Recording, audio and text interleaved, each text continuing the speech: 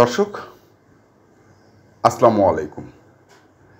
আল্লাহর বিশেষ রহমত এবং আপনাদের দোয়া ও ভালোবাসায় আমি এখন মোটামুটি সুস্থ, আর সে কারণে আমি এসেছি নীলফামারী জেলার সৈয়দপুর থানার মারুফ ডেইরি ফার্মে। আপনারা জানেন গত কয়েকদিন আগে আমার চ্যানেলেই একটি প্যাকেজ দিয়েছিলাম। সেই প্যাকেজের কিছু গরু অলরেডি বিক্রি হয়েছে। চাচার কাছ থেকে শুনি। ভালো, মোটামুটি মূল্য আর কি আমাদের পছন্দ হচ্ছে। মানে মনে হচ্ছে যে না যে ঠকা হয়েছে এরকম কিছু তো না? না। আচ্ছা, দুধ কত বলা হয়েছিল এবং গাভীগুলোর, আর এখানে এসে দেখেছেন কিনা? যেটা বলেছে আপনি সব ঠিক সেটাই পাওয়া গেছে। সেটাই পাওয়া গিয়েছে। আচ্ছা, মানে এমন তো না যে দুধ বলা হয়েছে এক ধরনের, এখানে আসে দেখা গেল যে না, উনি যে কথা বলছেন ওনার কথা সঠিক, মানে যেটুকুর কথা বলছে উনি সেটুকুই পাওয়া গেছে মোটামুটি। আচ্ছা, আর মানে এখানে এসে কি মানে খাবার গাভীরকে কোনো স্পেশাল কিছু খাওয়ানো এরকম কোনো কিছু বা ওষুধের মাধ্যমে এরকম কোনো কিছু পাইছেন? জি না। আচ্ছা, যা আছে সব ন্যাচারাল খাবারই। হ্যাঁ। আচ্ছা, আর হচ্ছে আপনার মানে গাভীগুলো কেনার পরে অনুভূতি কি রকম আছে আপনার, যে না আসলে আমি কি ন্যায্য মূল্যে পেয়েছি নাকি দাম বেশি নেওয়া হয়েছে এরকম কোনো? না, আমার মনে হচ্ছে আমি ঠিক ন্যায্য মূল্যেই পাইছি। আর কোথায় যাবে এই গাভীটি, আসলে আপনার কোথায় নিয়ে যাচ্ছেন? এটা যাবে হলো ফরিদপুর ডিস্ট্রিক্ট আলফাডাঙ্গা থানা। ফরিদপুর ডিস্ট্রিক্টের আলফাডাঙ্গা পানিডাঙ্গা গ্রাম।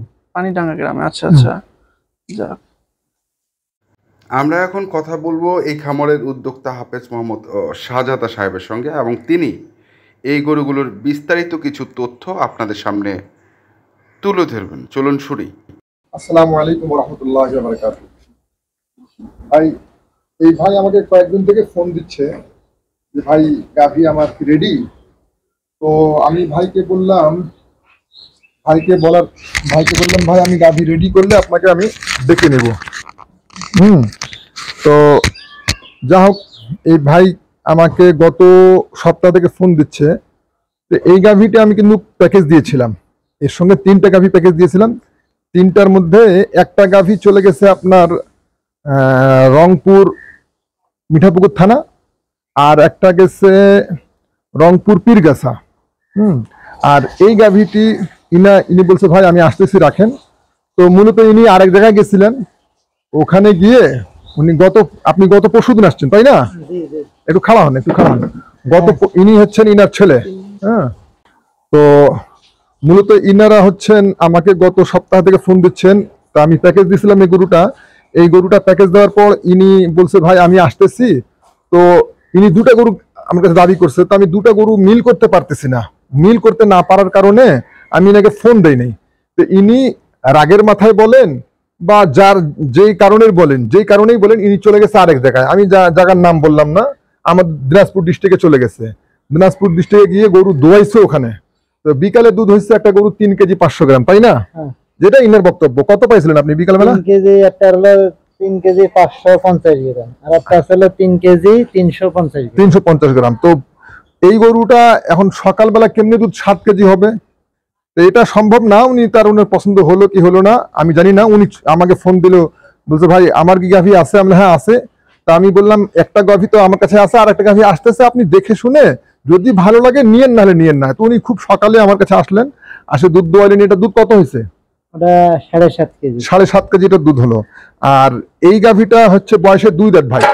আর গাভীটা আগে দেখেন এদিকে, এটার বয়স 2 দাঁত, ঠিক না? এটা বয়স কত? 2 দাঁত। আর এই গাভীটার বয়স হচ্ছে 4 দাঁত।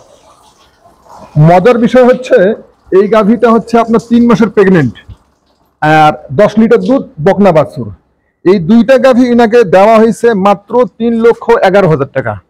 অথচ আমি এই গাভীটা একজন আমার কাছে, মানে যেদিন আমি প্যাকেজে দেই সেই দিন আমাকে ভাই বলছে ভাই 1,75,000 টাকা দাম ছিল। তো উনি বললো ভাই 75 দিব না, 70 দিব।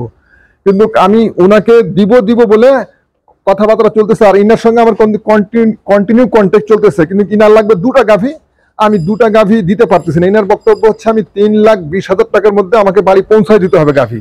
তো 1,70,000 এটা যদি হয়ে যায় সাপোজ, তা আর একটা গাভী 1,50,000, তাহলে 3,20,000 হচ্ছে। তারপরেও মনে করুন 10,000 টাকা গাড়ি ভাড়া। তো এই গাড়িটা আমি পারতেছি না বিধা আমি এনাকে ফোন দিচ্ছিলাম না। লাস্টে আমি নিজে থেকে চিন্তা করলাম না যাক ভাই যেহেতু দূরের, আর আসলে ইনারা একেবারে খুব অত্যন্ত গরিব মানুষ, বা ইনার বাড়ির ইনার আম্মার সঙ্গে বা ইনার ওয়াইফের সঙ্গে কথাবার্তা বললাম, তো আমাকে বললো বাবাজি আমি তোমার নাম অনেক শুনছি, সবাই তোমার প্রশংসা করছে, আমাদের কি কপালে গরু হবে না?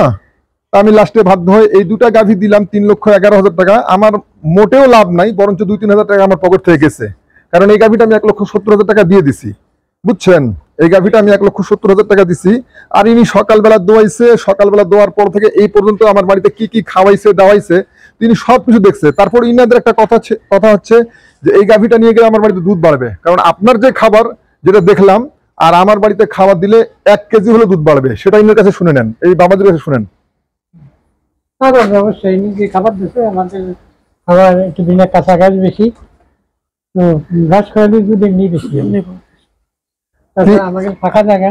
জি, আর মানে গাভী নিয়ে তো আপনি সন্তুষ্ট? ইনশাআল্লাহ সন্তুষ্ট।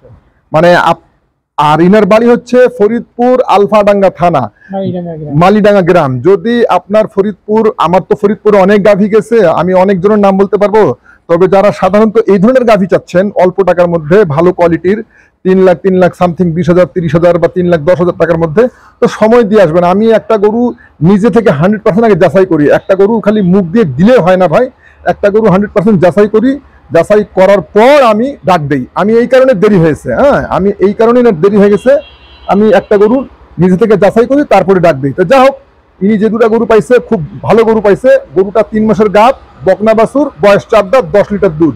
এই গরুটা কোনো জায়গায় আল্লাহর কোনো দুনিয়া 1,55,000 টাকা দিবে না।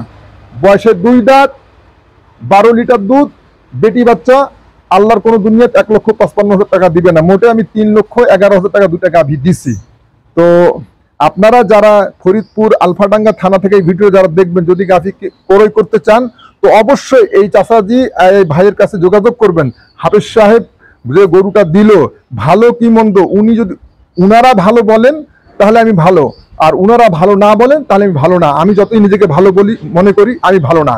যদি মানুষ আমাকে ভালো বলে, যারা গরু আমার কাছে নিয়েছে, তারা যদি বলে না হাফেজ সাহেব গরু কথা কাজে মিল আছে, 2-4-10 হাজার টাকা বেশি যদিও নিছে, তো আমি গরু কথা কাজে মিল পাইছি। তো যদি আপনারা ভালো বলেন তাহলে আমি ভালো, আমি নিজেকে ভালো বললে আমি ভালো না। তো আজকে এই পর্যন্ত। ওকে, আল্লাহ হাফিজ, আসসালামু আলাইকুম ওয়া রাহমাতুল্লাহি ওয়া বারাকাতুহু।